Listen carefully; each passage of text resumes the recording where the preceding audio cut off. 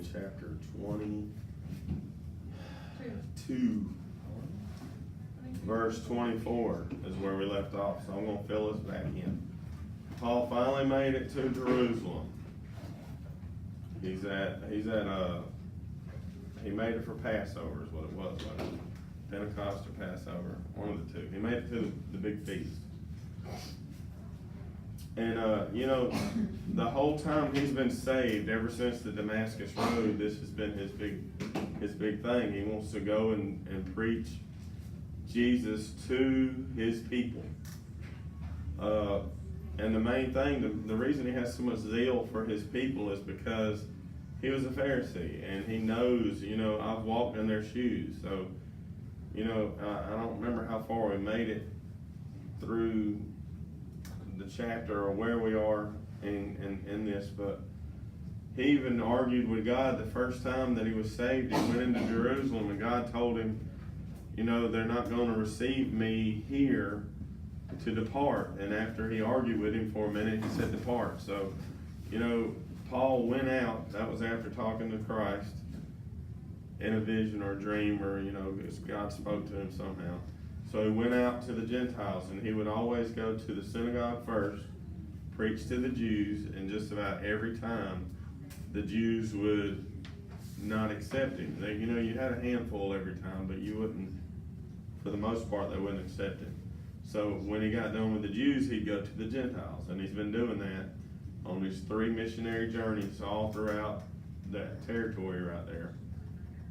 And we've already got through the 3rd missionary journey. We're all the way back to Jerusalem, and he's done stood up.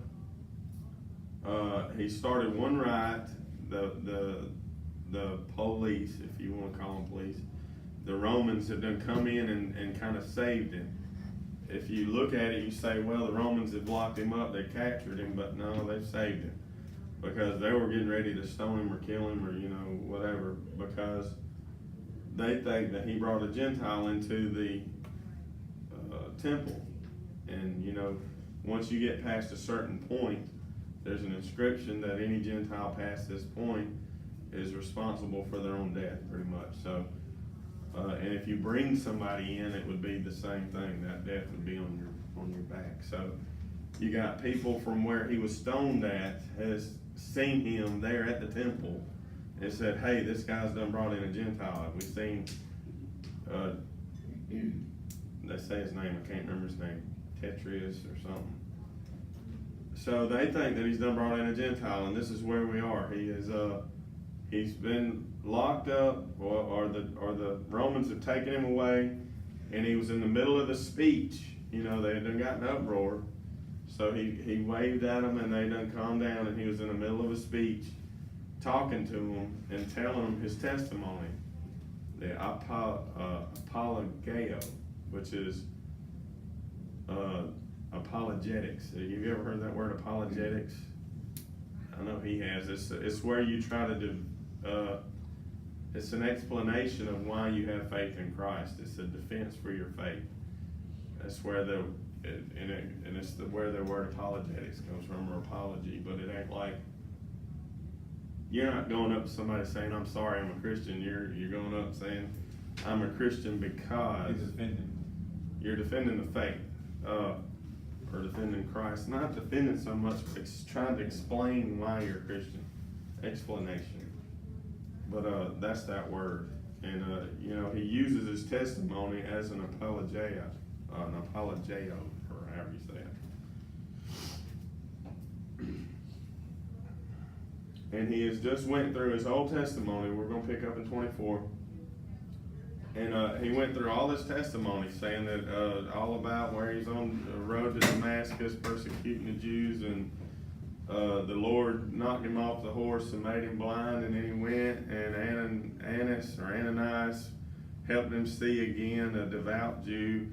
And we've already got all the way up to there, and then he said this word, and it just threw everybody into a frenzy again. It was Gentiles.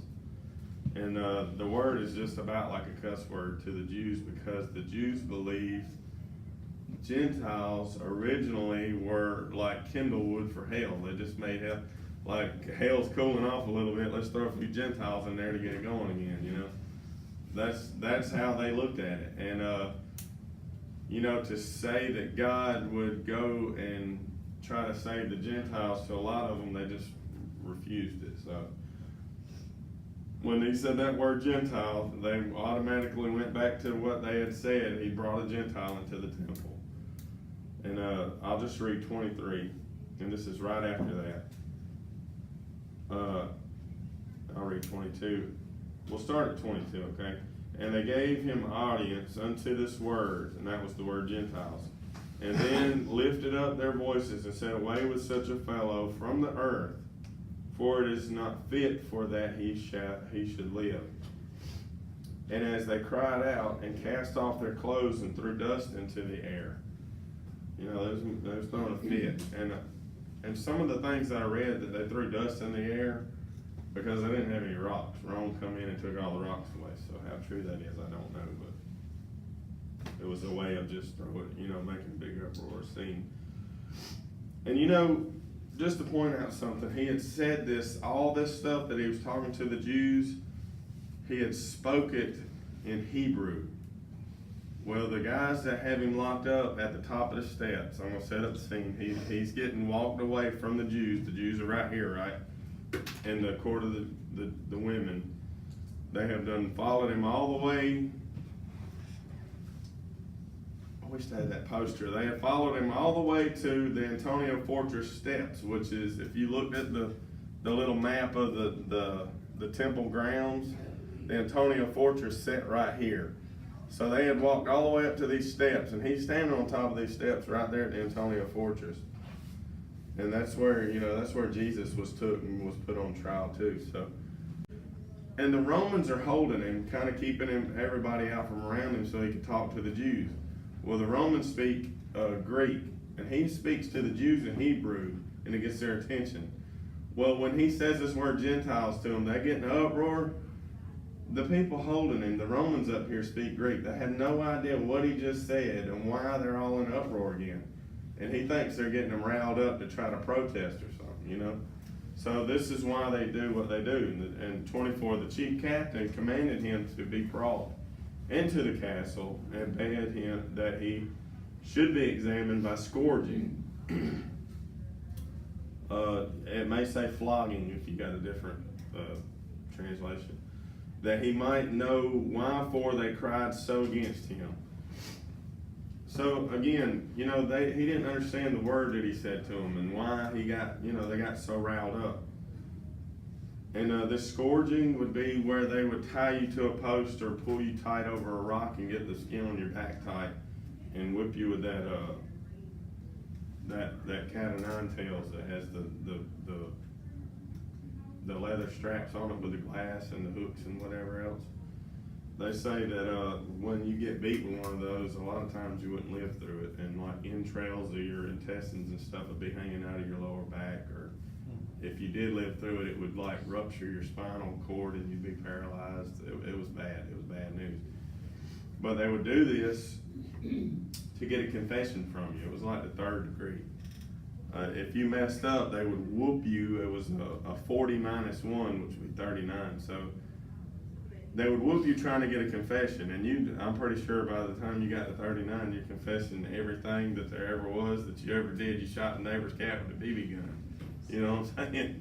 And stuff you didn't do, probably. Yeah. Probably. I thought about it. And the thing about it is, if you got a confession, if they got a confession out of you pretty early, they lighten up on you. But if they wasn't getting a confession from you, they'd get harder on you. And just to bring it up, you know, when Jesus went up there and was flogged, they said that he was like a lamb done to a shear. Or you know, Jesus didn't have nothing to say, so he didn't say nothing. They just beat him, and every time they beat him, they just hit him harder with it. So it was a miracle that he could even walk to carry that cross. And that's why he couldn't carry it the whole way, and that guy had to help him carry it. What was his name? Simon. Yep, Simon helped him carry it. And 25, and as they bound him with thongs, that was leather straps, kind of looks like a dog collar, Paul said unto the centurion that stood by, is it lawful for you to scourge a man that is a Roman and uncondemned? Okay, we're going to read a little further and then I'll expound on that a little bit. When 26, when the centurion heard that when the centurion heard that, he went and told the chief captain, saying, take heed what thou doest, for this man is a Roman. Okay, so Paul pulls out this card. It's called the Roman card. And when Romans take somebody up, as long as they're not a Roman, they can kind of do what they want to them. So what happens if they are a Roman? You can't even like cuff them. You can't tie them up. You can't bound them or nothing. It's against the law. And if you take custody of another Roman, if something happens to him when he's in your custody, you're responsible for him. So, this is going to answer a lot of questions here in just a minute. So if something would have happened to him, if he would have died, whoever was immediately around him or had custody of him would have got probably the death penalty for losing him.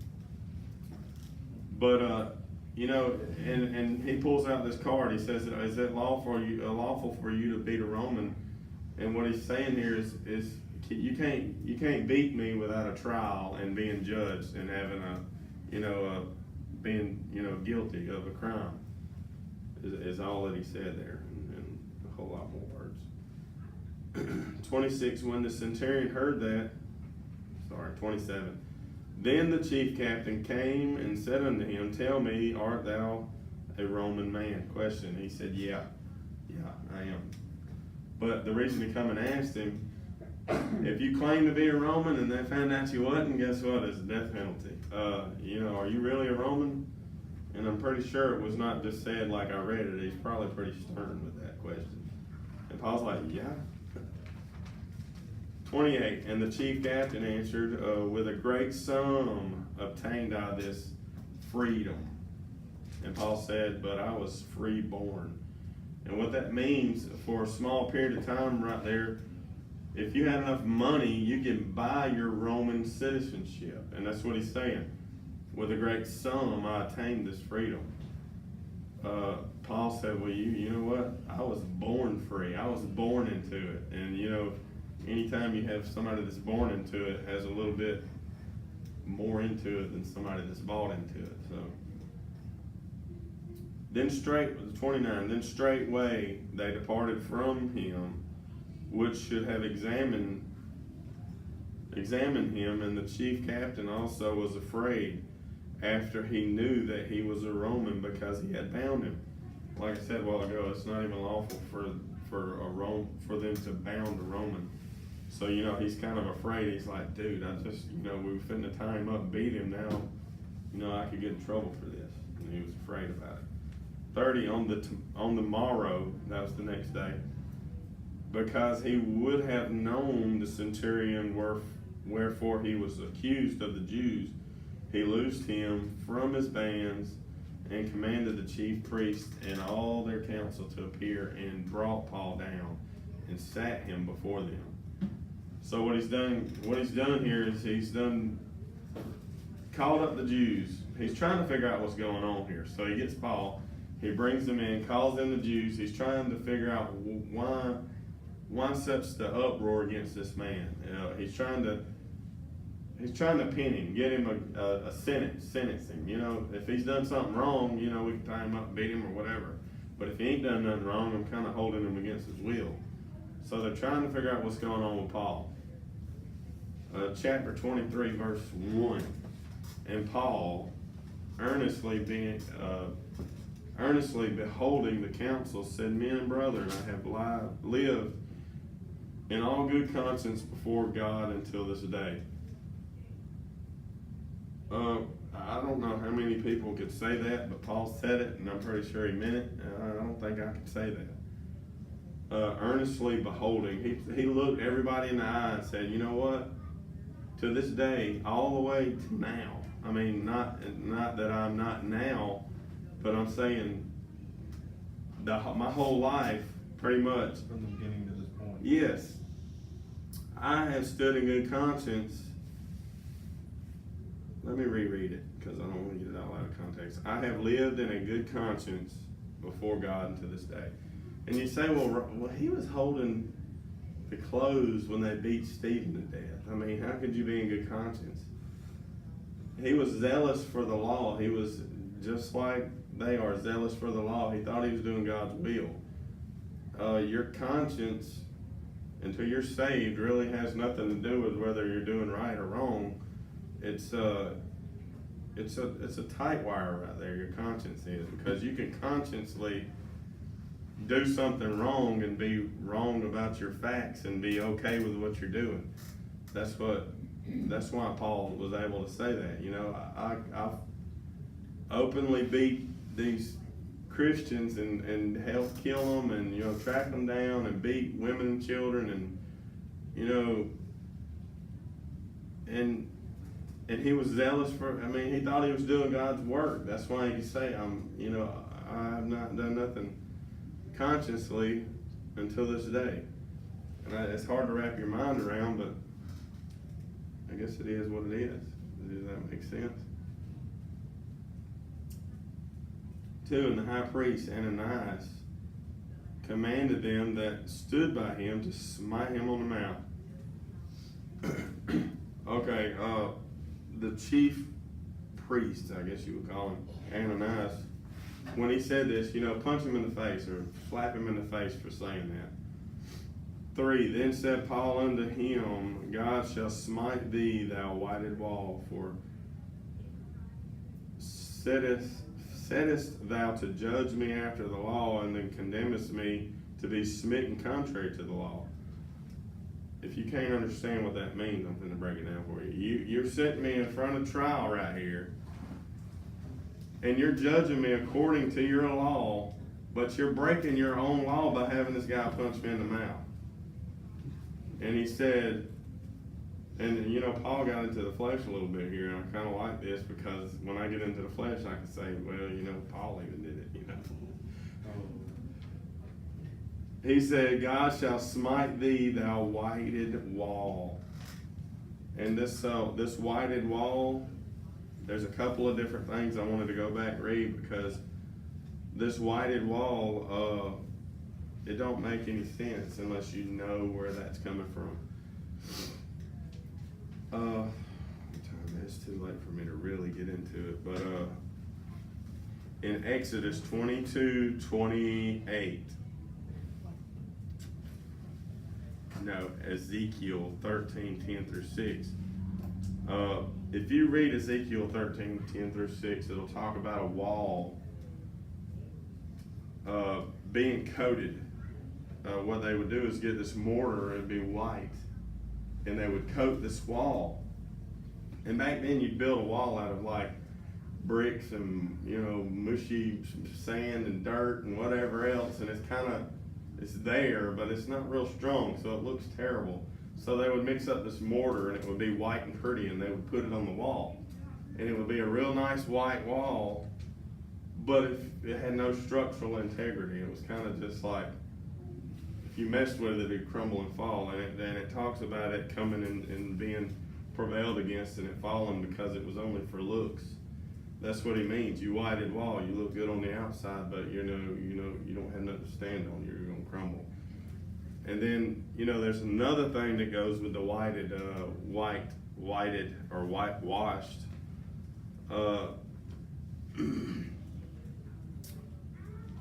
In Matthew 23:27, Jesus, this come out of Jesus' mouth. This will be words in red if you have a red letter Bible. He talking to the chief priests and the Pharisees, and he said, y'all are like whitewashed tombs. That's all nice looking on the outside, but you know, there's full of dead bones on the inside. And it's the same concept here. And the reason they would whitewash the tombs and, you know, they'd be real highly visible is because when you went to the feast or any kind of get together to get into the temple, you had to be clean. If you stepped on a grave or if you got real close to a tomb or something, you'd have to go through all these ceremonial cleansings and stuff. So they would paint everything white so they'd be highly visible. Hey, you know, we can't get within so many feet of that thing. It's white. It was that serious. So, you know, that's why they were white to begin with. So, we'll move on. I'm gonna get on these little pig trails, but I think it's neat little stuff to get in. You know, it adds depth to the story. So he just got slapped in the face, and he said, you know, gotta smite you, you whitewashed tomb, pretty much. For and they that stood by said, revilest thou God's high priest?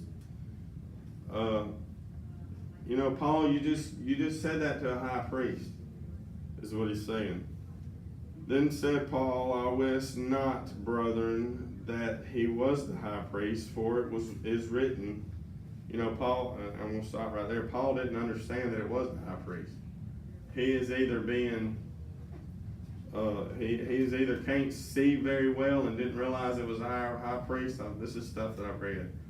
Or he's just being a smart aleck, saying, I didn't realize you'd put somebody like this in this, you know, this position. You know, you let this guy be the high priest? Really? It's it's twofold. You can go however you want to go with it, but that's the two things that I've read on it.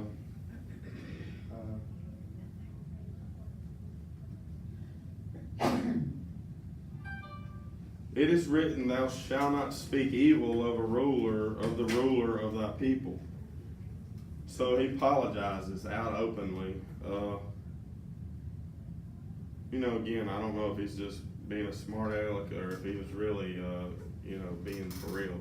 And that is in Exodus 22:28, where you can't speak bad about a high priest or somebody in charge. That just goes, if you're a Christian, you can't be bashing the president or bashing a governor, or, you know, it's written that you're not supposed to speak evil of your rulers. So, you know, think about that.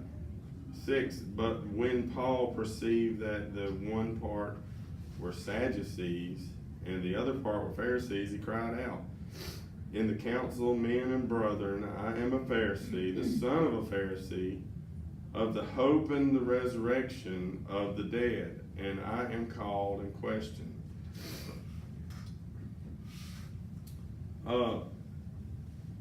We'll keep reading. I want to get this whole picture together so you can see what's going on here. And when he had so said, there arose a dissension between the Pharisees and the Sadducees, and the multitude was divided. For the Sadducees say that there is no resurrection, neither angel nor spirit, but the Pharisees confess both. And there arose a great cry, and the scribes that were of the Pharisees part arose and strove, saying, we find no evil in this man, but if a spirit or an angel has spoken to him, let us not fight against him. Just because they didn't find any evil in him didn't necessarily believe, you know, they didn't necessarily believe that Jesus was the Christ. That just means they don't find anything wrong with him. And the reason I wanted to talk about this is because the Sadducees, it says they didn't believe in the resurrection or any angels or spirit, and the Pharisees confess both. And he could tell that those Pharisees and Sadducees, you know, they don't believe in resurrection, so they're Sadducees. That's how you can tell they're not smiling, they're standing, they're frowning.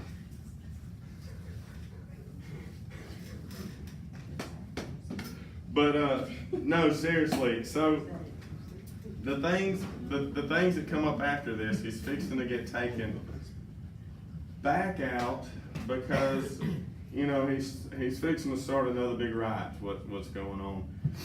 And I wanted to bring this up because I've read and I've heard and I've listened to different things, and I think two different ways, and I'm not, you know, I kind of hinge on both ways. So, you know, he sees that he can cause a division by saying, I'm a Pharisee, I believe in the resurrection. Well, of course, you know, they start going at each other, but Chuck Smith says that he started talking about the resurrection because he's fixing to get into preaching Jesus. And he didn't get to preach Jesus to them because they're fixing to get pulled out. So, you know, you could go either way with that. I don't know. Maybe he said that so they could cause an uproar and he wouldn't have to deal with it. But, you know, he's been wanting to preach to these people this whole time. And, you know, I don't think that he would say that. And until I heard him say that, it makes sense. I don't know if he would say that and cause a division and then get to where he couldn't talk to them no more and try to, you know, convince them. And we'll keep reading. Yeah, we'll keep reading. But just think about that as we keep reading. And when there arose a great dissension, it breaks it in half, and I have a hard time putting it together. The chief captain, fearing lest Paul should have been pulled into pieces of them, commanded the soldiers to go down and take him by force from among them to bring him into the castle. So again, we got the Romans saving his life again because they're finna try to pull him into pieces. 11, and the night following the Lord stood by him and said, Be of good cheer, Paul, for as thou hast testified of me in Jerusalem, so must thou bear witness also in Rome. So, would Jesus come to him and say, be of good cheer, and would Paul be just, and it says be of good courage, it was better translated, be of good courage. But if he was okay with what he said, why would Christ have to come to him and say, be of good cheer, be of good courage, cheer up, you know? He's probably sitting there beating himself up, and he's like, I had to say that, didn't I? Did I really have to say the word Gentiles, you know? And he was just giving his testimony, you know, and I kind of feel comforted by this because there's so many times that I get up and say something, or even the first time I said my testimony trying to help others, I'm like, man, I should have said that. I mean, how this happened to me, how can I not just get it all out and get it in order? And you know, the way that it goes ain't always the way that it is. You see one side of the coin, but Jesus comes to him and says, you know, be of good cheer. You testified of me. And that's what you come to do. And just because it didn't go your way, don't mean that it did, you know, his word goes, and the Bible says the word goes out, it'll never come back void. I mean, you know, somebody was, this made an impression on somebody, I'm sure. So I kind of just think, if you ever want to stand up and say something and you think that you just totally crashed and burned when you said that, you know, it helps somebody. So just don't not do it. I mean, that's what keeps you down. You know, it says that the fear of man brings a snare. That you're so scared of what everybody's going to think of you, or scared you're going to say something and somebody's going to be like, really? But, you know, God will come and comfort you if you've messed up. And it's when you get into His Word and you see stuff like this is where you get that comfort. You're like, you know, I feel better about that. So I wanted to point that out. So if you want to help somebody, your testimony is your best weapon, I would guess you would say. So, you know, Paul, you done good. You testified of me. Guess what? You're going to get to go to Rome. And you remember when he was leaving Ephesus? Where was he leaving to come to Jerusalem? When he was on his way to Jerusalem, he says, you know, after I go to Jerusalem, I plan on making it to Rome. So he's going to make it to Rome. And through this whole thing, coming to Jerusalem, you know, the whole time had people saying, you know, don't go, and the Holy Spirit's, you know, telling us that you're going to get put in jail and all this, and Paul says, I'm going anyway. Was Paul going against the Holy Spirit, or was he in the flesh, or was it all part of God's plan? And God made it turn out anyway, or, you know, it's something to think about. Was it part of God's plan that Paul went and preached at Jerusalem? Because Jesus told him from the get-go, get out. They're not going to, you know, they're not going to receive me. Get out. Verse 11 proves that it is. Yeah, be of good courage. You testified of me. And this is, if you really study and read all this junk that I read, I don't know if it's junk or not, but this is the 5th time that these people, God's people, will hear the gospel, the gospel in a nutshell. If you look and you go these numbers, you know, 5 is one of the numbers for grace. You know, and I just think it's neat that these numbers go together with this book. He went 5 times to his people trying to, you know, explain to them that I am who I am, and, you know, they still won't accept it. Y'all want to go further? And when it was day 12, certain of the Jews binded together and bound themselves under a curse, saying that they would neither eat nor drink till they had killed Paul. They took an oath to God saying, I'm not going to eat or drink until Paul is dead. 13, and they were more than 40 which had made this conspiracy. And they came to the chief priests and the elders, saying, we have bound ourselves under a great curse, that we will not eat. We eat nothing until we have slain Paul. Y'all understand what that means? I really don't have to do it. You good? Now therefore ye with the council, signifying the chief captain that he bring him down unto tomorrow, as bring down unto you tomorrow, as ye would inquire something more perfectly concerning him. And we are ever. Why does that just not even sound right? We are ever he come near, we are ready to kill him. That is so hard to say and talk and come. You know, that's hard to comprehend. What he's saying is go to the chief captain, tell him that we want a more perfect story. We want to know why Paul is, you know, we want to talk to Paul and figure this thing out. Go to him and tell him to come. And the people that are taking the oath are going to be waiting to kill him while they're on the way, is what that means. But it's so hard to understand. And when Paul's sister's son, this is Paul's nephew, I don't know why they get all Paul's sister's son. I don't guess they had the word nephew back then. Heard of their lying in wait, he went and entered into the castle and told Paul. Then Paul called one of the centurions unto him, and he said, bring this young man into the chief captain, for he has a certain thing to tell him. So the little guy went and said, Uncle Paul, these people are sitting there, took an oath not to eat anything or drink anything until they've killed you. They're going to be waiting on you, and they're going to be calling for you. And he says, okay, go tell the chief captain. So this is where we're at. So he took him and brought him to the chief captain, and said, Paul, the prisoner, called me unto him, and pray me to bring this young man unto thee, who had something to say unto thee.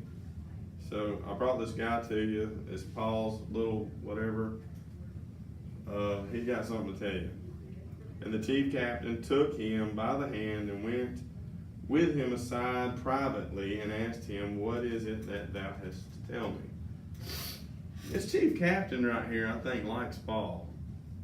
Because he's done took this little guy, took him off to the side, and he says, you know, I can just picture him, big old dressed up in armor, sword, and all this stuff, and he takes this little Jewish kid that's in these little tattered clothes by the arm and takes him to the side in this big tackle and leans down and says, you know, what do you got to tell me, buddy? And that's where we're at. And he said, the Jews have agreed to desire thee that thou wouldest bring down Paul tomorrow into the council, as though they were inquiring somewhat of him more perfectly. Do you understand what that says? But do not thou yield unto them, for they lie in wait for him, of them more than 40 men, which have bound themselves to an oath that they will neither eat nor drink till they have killed him. And now are they ready, looking for the promise for you from thee. You know, they're in the tree and they're in the bushes waiting on him to come by, and they're just waiting on your word. So the chief captain, 22, so the chief captain then let the young man depart and charged him, see thou tell no man that thou hast showed these things to me. You know what? He took him and he said, okay, well, you tell, you know, when you go back out there, you didn't talk to me. You don't know, you don't tell anybody you talked to me. And he called, 23, and he called unto him 2 centurions, making ready 200 soldiers. You know, the centurions are over 100 soldiers. So, you know, go get all your soldiers. That's 200 soldiers. To go to Caesarea, and horsemen 70, and spearmen 200, at the 3rd hour of the night. So there's 470 men here. That's almost half of the people that they have there. There's a quadrant, I think what it is. There's 1,000 soldiers there. And the reason they have so many soldiers there at Pentecost and Passover and all that is because these are when the Jews get so riled up and in the spirit, they would often be riled up to do some sort of rebellious thing. So they would send in a bunch of soldiers to kind of suppress them. So that's why so many soldiers are there. And there's 470 men going out with Paul. And the 3rd hour will be 9 o'clock at night. And just to say, this trip is about 35 miles. So these people leave at 9. There's, you know, almost 500 people. They're going to make it there by daylight, 35 miles. So they're going to be trucking it. 24, and provide them beasts that they may set Paul on, you know, put him on a horse or a camel or whatever, and bring him safe unto Felix the governor. Bring him safe is the key word, because if anything happens to Paul, it's going to be this guy's head, the governor, or the chief captain. And he wrote a letter after this manner: Claudius Lysias, unto the most excellent governor Felix sendeth greetings. So Felix is this cat that is the chief captain that's writing the letter. This man was taken of the Jews and should have been killed of them. Then came I with an army to rescue him, having understood that he was a Roman. And when I would have known the cause wherefore they accused him, I brought him forth into their council, from whom I perceived to be accused of questions of their law, but to have nothing laid to his charge worthy to death or of bonds. So what he's in this letter, he's saying, you know what? I've rescued this guy from the Jews. They're trying to kill him, and from what I can tell, that he's not broken any laws. He's just broken their laws, their written laws, according to God's laws. So I don't see any reason to bind him, to put him in jail, or to, you know, for the death penalty. 36, and when it was told to me how that the Jews, this is still part of the letter, how the Jews laid in wait for the man, I sent straightway to thee, and gave commandment to his accusers also, saying before thee that what they had against him, farewell. So he sent a letter to Claudius Lysias,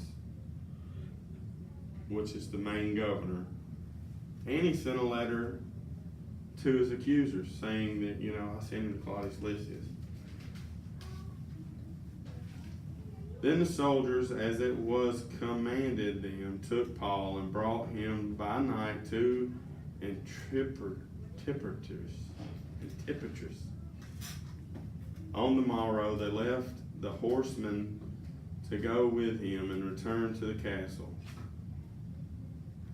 Who, when they came to Caesarea and delivered the epistle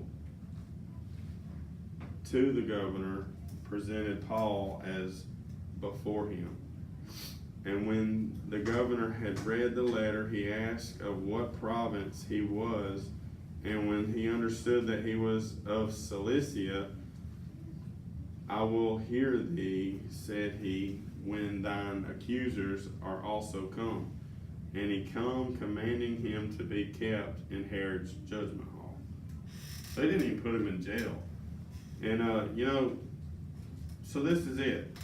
He got a guarded trip to the main governor, and he didn't even have to walk. God put him on a horse so when he didn't have to walk. Escort.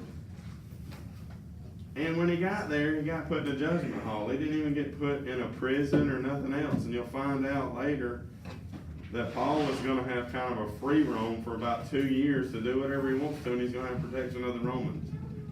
And that 2 years is probably when this Luke fellow, the good doctor, put together his Luke and Luke Part 2, which is Acts.